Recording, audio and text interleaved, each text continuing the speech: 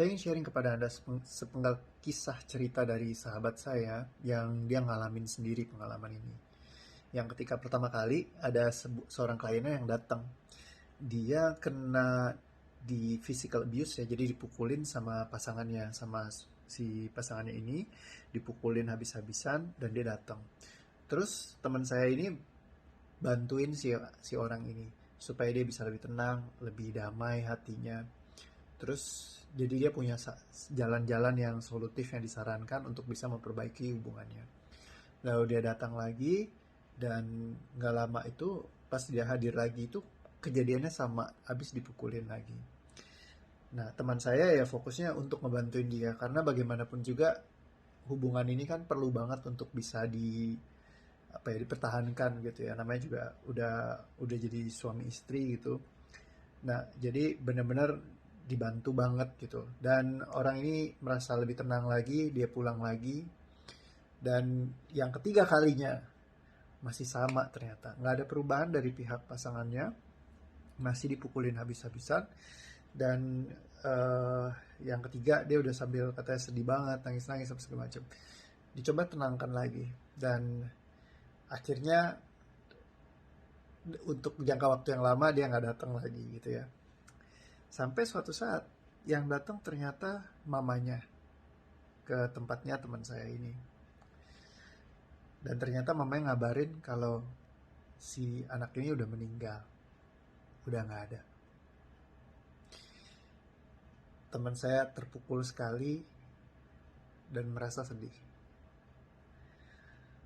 Terkadang dia bergerak dari sebuah keharusan bahwa sebuah media pernikahan itu adalah sesuatu yang sakral yang tidak boleh terpisahkan sama sekali seumur hidupnya.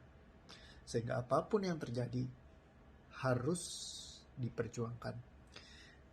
Karena apa yang dipersatukan sama Tuhan itu nggak boleh dipisah-pisahkan menurut dia.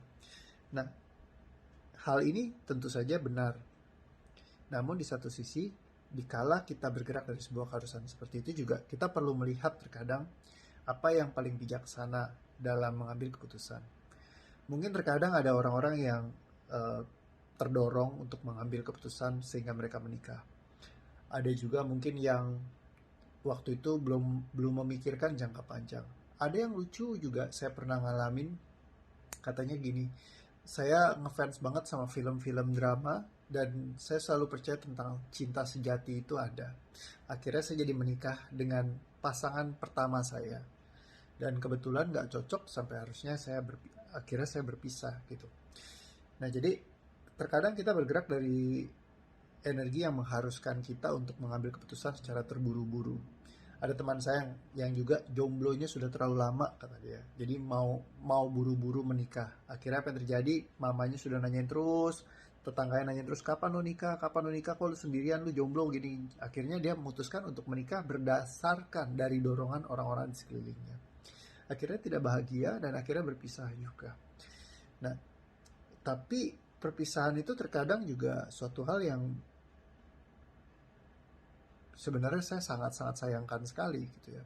Karena kalau bisa menurut saya pernikahan itu ya jangan sampai berpisah, kecuali memang udah yang kayak tadi itu ya, ya benar-benar kayak udah abusive sekali sampai dipukulin apa segala macam, terus udah benar-benar kayak nggak ada harapan lagi. Ya mungkin itu sebuah solusi yang juga solutif.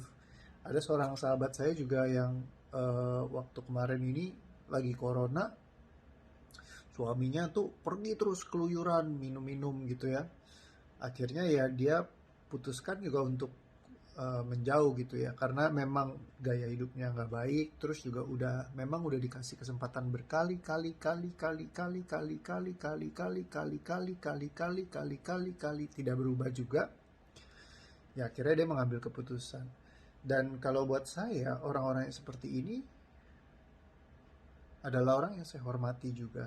Karena walaupun saya yang menjunjung tinggi sebuah pernikahan adalah hal yang juga sebisa mungkin untuk dipertahankan. Makanya saya bilang, kalau nikah tolong jangan buru-buru, kasih space buat kita saling mengenal dulu. Karena orang yang saling mengenal akan lebih berpotensi untuk bisa melewati semuanya dengan lebih baik. Karena udah tahu gitu ya, baik buruk benar salahnya. Dan jangan takut untuk misalkan break up, misalnya lagi pacaran ya putus nggak apa-apa gitu. Kalau misalkan memang itu nggak cocok buat kita ya pisah baik-baik, it's okay. Walaupun misalkan udah bertahun-tahun pacaran ya bubar dulu aja, nggak masalah kok gitu. Daripada dibandingkan memaksakan dengan sesuatu keadaan yang memang kalau bertolak belakang banget ya lebih baik jangan gitu. Karena apa? Ujungnya ya lebih banyak penyesalannya mungkin, karena ya udah di label, apalagi kalau udah punya anak gitu ya, bawa momongan terus mereka harus berpisah, ya itu akan devastating juga buat anaknya gitu kan. Jadi eh, makanya perlu untuk benar-benar punya fondasi yang kuat sekali dalam sebuah pernikahan. Minimal kedua pihak mau saling bertumbuh, mau saling dibentuk, itu yang salah satu yang menurut saya paling penting sekali. Kalau misalkan ada perbedaan tapi dua-duanya mau saling membentuk diri, mau saling membenahi diri, segala sesuatu masih bisa dicari jalan keluarnya.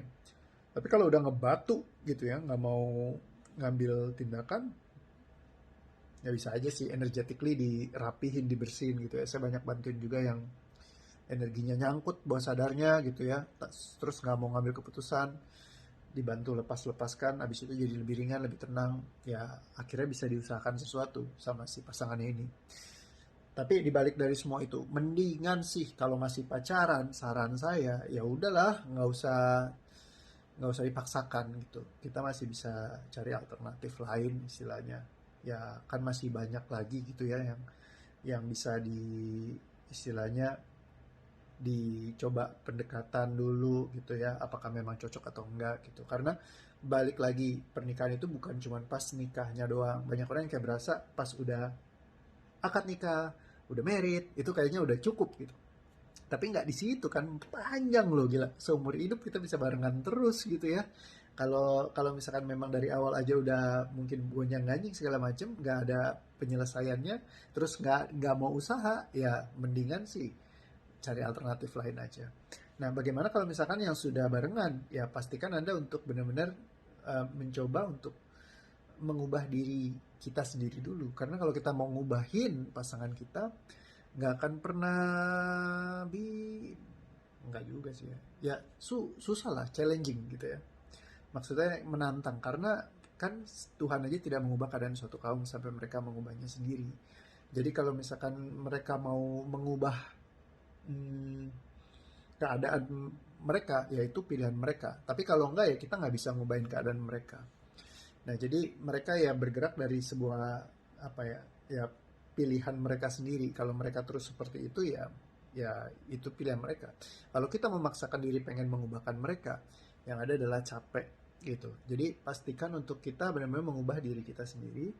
Ya, tapi juga kita perlu untuk melihat rambu-rambunya, ingat. Jangan sampai kejadian yang seperti teman itu ya. Kalau misalkan udah begitu abusive, ya mungkin memang apalagi di masa corona gini ya. Kemarin kan dapat laporan dari Kementerian Wanita dan Anak-anak ya, perlindungan itu apa sih itu namanya, lupa. Nah, itulah pokoknya tinggal di search aja di Google. Nah, itu memang peningkatan sementara lagi kekerasan dalam rumah tangga itu meningkat sangat luar biasa sekali di masa corona ini, terutama ke anak ya. Karena banyak orang tua yang mungkin stres, tertekan, ya akhirnya jadi mereka ya nggak bisa nahan gitu ya. Terus tingkat perceraian semasa ini sangat-sangat luar biasa sekali, ekstrim. Apalagi semenjak coronavirus, banyak orang yang kena masalah perekonomian, ya ini sangat berdampak sekali dalam kehidupan. Nah, jadi salah satu yang perlu juga dibutuhkan adalah fondasi keuangan yang kuat dalam sebuah pernikahan. Dan itu perlu diobrolin banget deh di awal ya. Jadi makanya zaman sekarang kebutuhan jujur banyak sekali ya.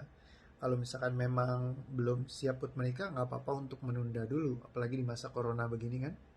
Gitu. Intinya segala hal jangan dilakukan dengan terburu-buru. Gunakan kebijaksanaan sehingga ketika mengambil keputusan semuanya benar-benar yang terbaik untuk di masa sekarang dan juga jangka panjang. Kayak gitu. Obrolan hari ini berat banget kayaknya. Tapi semoga Anda dapat sesuatu pembelajaran ya.